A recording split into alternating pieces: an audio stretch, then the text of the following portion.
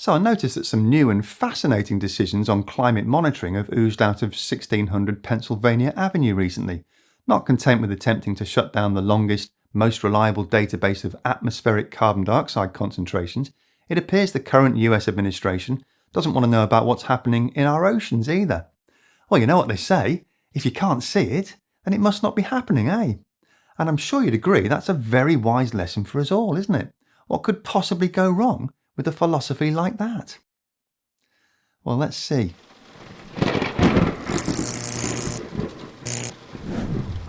Hello, and welcome to Just Have a Think.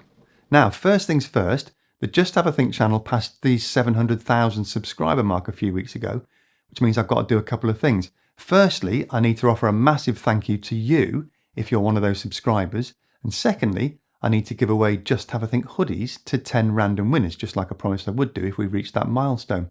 I did announce the names in the comments section of the last few videos, but I've only had responses from 3 people so far, so I guess I need to read the names out to ensure the other 7 folks are aware. So, pin back your ears, folks. The 10 winners are Lorenzo Ventura 7701, Neil Garcia 9127, Mikhail Lindberger 6645, Angela Anderson 2662, Marsupial Dung Bucket, Annie Ellison 2046, Josh Morland, Catherine Green 8840, Riverme, and Michael Reed 2329.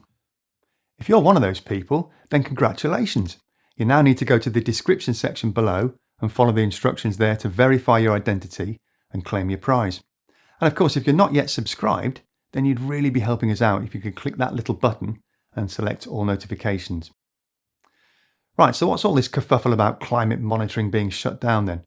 Well, I guess the timing of the latest proclamation emanating from the White House couldn't be more relevant or concerning, what with a super El Niño event apparently now getting into its stride over in the Pacific. You may have seen my recent video on that subject. When I made that video, there was still some uncertainty about how bad this year's event would be. That uncertainty hasn't disappeared completely, but the latest analysis is increasingly pointing towards the possibility of a very powerful event, perhaps even one that sits alongside the biggest El Niños in the observational record. The consequences are global. Average surface temperatures surge, coral reefs suffer devastating bleaching, weather patterns shift across the planet, droughts intensify in some regions, flooding increases in others. And for millions of people, a natural climate cycle that begins thousands of kilometres away in the tropical Pacific Ocean translates into very real consequences. And of course, a rapidly changing climate means this year's El Niño will be adding a major natural warming event on top of an already warming planet, and that could produce some pretty extraordinary and extremely unwelcome results indeed. So the smart thing to do as a national leader would probably be to throw everything you've got into monitoring ocean conditions to give yourself and your citizens the best chance of preparing yourselves for the possible consequences coming your way, don't you think? That means you need instruments in the ocean, you need satellites measuring from above, you need things like autonomous floats and research vessels in critical ocean regions, and you need long-term monitoring systems quietly collecting millions of measurements year after year. But at exactly the moment when Earth's oceans are doing some genuinely unusual things, it appears that some of the systems designed to monitor them might be under threat. These recent reports tell us that the United States National Science Foundation has begun reducing elements of something called the Ocean Observatories Initiative, or OOI. Hello folks, Editing Dave here, speaking to you a few weeks after this video was made. Today's the 18th of June and I've just read this latest article in the New York Times containing the rather joyful news that the US Senate has passed a measure that will block Trump's attempts at dismantling the OOI. That's extremely good news for now. But make no mistake, the action already taken by the National Science Foundation has already caused massive disruption that'll take months to rectify. And the Senate decision still has to go to the House for final approval, which, as I'm sure you know, is by no means a given. The current US administration remains hell-bent on destroying our ability to monitor and measure the damage we're causing to our oceans and atmosphere. So while I was tempted to pull this video when I saw the Times headline, actually on closer reading it's clear that the OOI is not out of the woods just yet. So let's keep going. The OOI is a network of ocean monitoring equipment designed to measure things like ocean temperature, chemistry, currents, and interactions between the ocean and the atmosphere. According to this New Scientist article, researchers are warning that removing parts of that system could actually affect our ability to monitor major ocean processes like El Niño, but also other existentially critical phenomena like the mighty Atlantic Meridional Overturning Circulation, or AMOC, something we've looked at several times in previous videos. We're not going to suddenly lose the ability to forecast ocean conditions completely, but the concern raised by scientists is that we'll start to lose long-term continuity of record keeping. If you've been carefully measuring the same part of the ocean or atmosphere for decades, and that measurement suddenly stops, you can't simply restart 5 years later and recreate the missing information. It's a bit like, if you lose a thermometer, then that's a bit inconvenient, but if you lose the only thermometer that's been regularly measuring a patient's temperature since birth, then you no longer have a way to tell whether their long-term health is improving or deteriorating. And once that gap appears, it's permanent. And that issue arguably becomes even more important when we look at AMOC.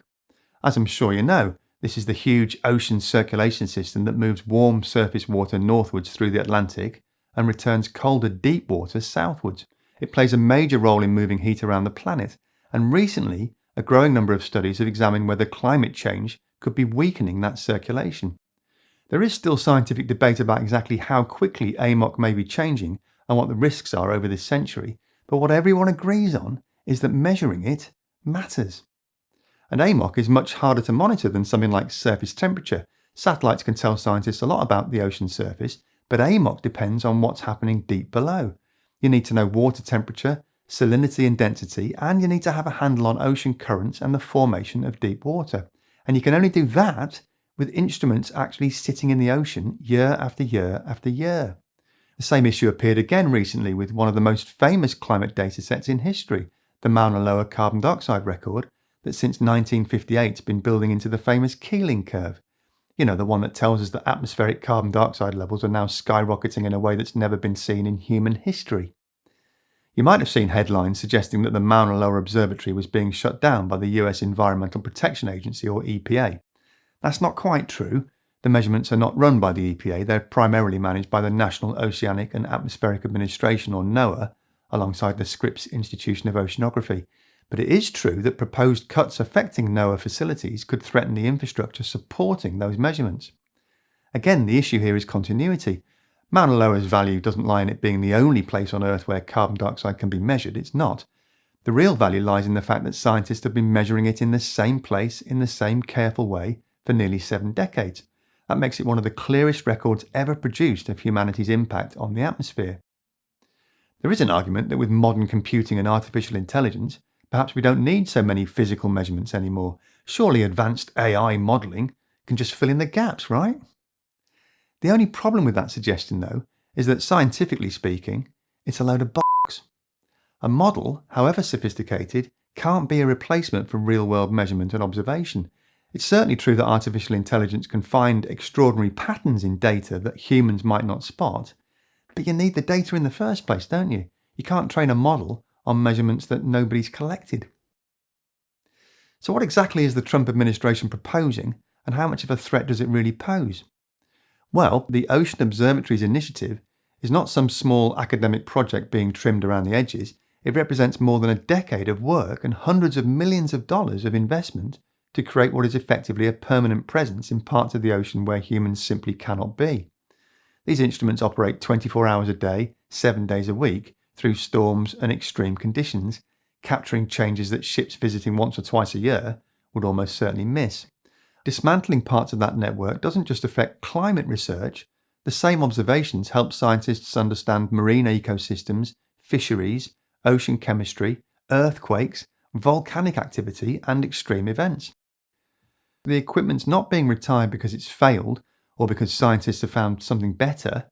Fully functioning instruments are now being removed from the ocean because the funding required to keep them operating is disappearing. Maintaining an existing observing system represents only a tiny fraction of the cost of designing, building, and deploying it in the first place. In other words, after spending years building the equivalent of a sophisticated planetary monitoring network, scientists are now being asked to start unplugging parts of it, just as the signals coming back are becoming more important than ever. I'm not going to comment on the likely motivations of a government administration removing funding and support from scientific data collection programs, that provide critical information necessary to plan properly for future climate events, mainly because if I did comment, then YouTube would probably remove this video. So instead, I'll let you make your own mind up. And if you're a US citizen, perhaps even think about how that makes you feel and what you might like to do about it in, I don't know, say November of this year. You can also share those thoughts with me and the rest of the world by jumping down to the comment section below. That's it for this week though. Thanks as always to the wonderful channel supporters over at Patreon who enable me to keep ads and sponsorship messages out of all my videos. Don't forget to like and subscribe to get us rolling towards 800,000. And most importantly of all, thanks very much for watching. Have a great week and remember to just have a think. See you next week.